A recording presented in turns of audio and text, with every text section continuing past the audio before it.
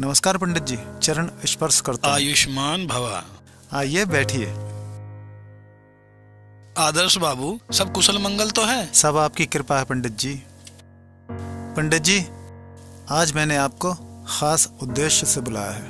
पंडित जी, आज मैं आपसे अपने भविष्य के बारे में जानना चाहता हूँ। बोलिए जजमान। कि मेरा भविष्य कैसा होगा, मेरा बुढ़ापा कैसा होगा और मेरी मृत्यु कहाँ और कैसे होगी।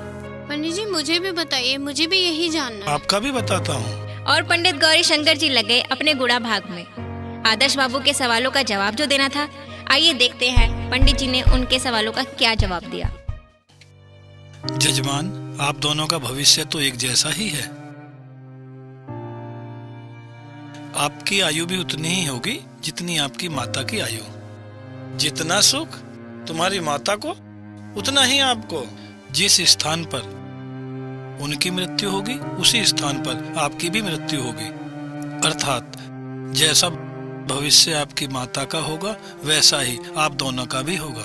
अर्थात जैसा भविष्य आपकी माता का, वैसा ही आपका। जहां आपकी माता की मृत्यु, वहीं आपकी। पंडित गौरी शंकर जी ने आदर्श बाबू को उनका भविष्य बताकर अपनी दक्षिणा ली और वहां से प्रस्थान किया। और आदर्श बाबू को पंडित जी की भविष्यवाणी ने पूरी रात सोने नहीं दिया। जैसा भविष्य आपकी माता का, वैसा ही आपका, वैसा ही आपका, वैसा ही आपका। आप दोनों का भविष्य तो एक जैसा ही, आप दोनों का भविष्य तो एक जैसा ही है। जैसा भविष्य आपकी माता का, वैसा ही आपका, वैसा ही आपका, वैसा ही आपका। जितना सुख तुम्हारी माता को, उतना ही आपको, उतना ही आपको, उतना ही आपको, उतना ही आपको, उतना ही आपको। आप दोनों का भविष्य तो एक जैसा ही, आप दोनों का भविष्य तो एक जैसा ही है।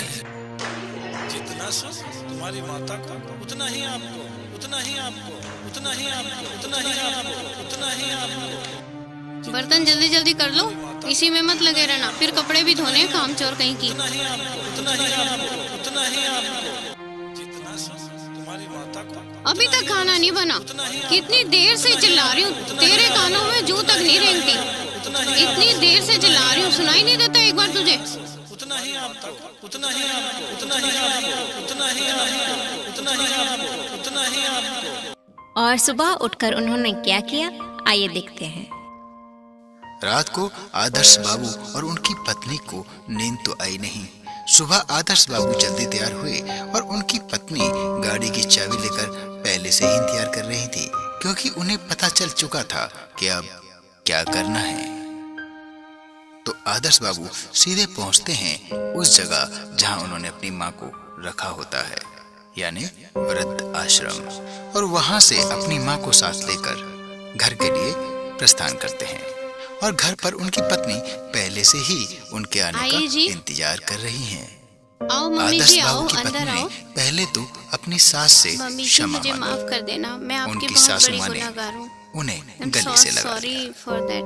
क्योंकि माँ आखिर माँ होती है। जिन आदर्श बाबू को कल रात नींद नहीं आई थी, आज माँ के आ जाने पर चेहरे पे एक अजीब सी प्रसन्नता थी।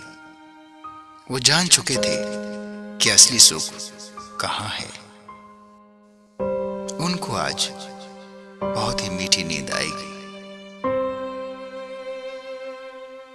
दोस्तों, माँ आखिर माँ होती है।